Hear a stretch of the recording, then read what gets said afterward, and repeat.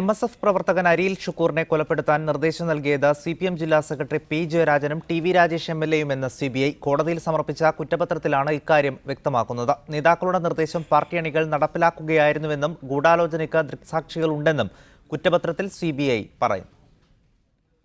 കേസിലെ 32-ാം പ്രതി പി ജയരാജൻ, 33-ാം പ്രതി TV രാജേഷ്, 30-ാം പ്രതിയും CPM ലോക്കൽ സെക്രട്ടറിയുമായ UV വേണു എന്നിവരാണ് ഷുക്കൂറിന്റെ കൊലപാതകം ആസൂത്രണം ചെയ്തതെന്നാണ് CBIയുടെ കണ്ടെത്തൽ.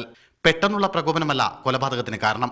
ഷുക്കൂർ അടക്കമുള്ളവരെ വേണ്ടവിധം കൈകാര്യം ചെയ്യാൻ പി ജയരാജനും TV രാജേഷും വേണുവിനോട് നിർദ്ദേശിക്കുകയായിരുന്നു. 29-ാം പ്രതി K ബാബു ഫോണിലൂടെ അയച്ചു കൊടുത്ത ഷുക്കൂറിന്റെ ചിത്രം ആശുപത്രി മുറിയിൽ വെച്ച് ഇവർ കണ്ടിരുന്നു.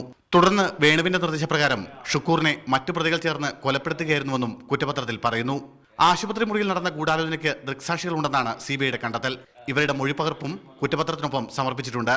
കഴിഞ്ഞ ദിവസം തലശ്ശേരി ജില്ലാ സെഷൻസ് കോടതിയിലാണ് CBI കുറ്റപത്രം സമർപ്പിച്ചത്. മീഡിയ 1 കണ്ണൂർ.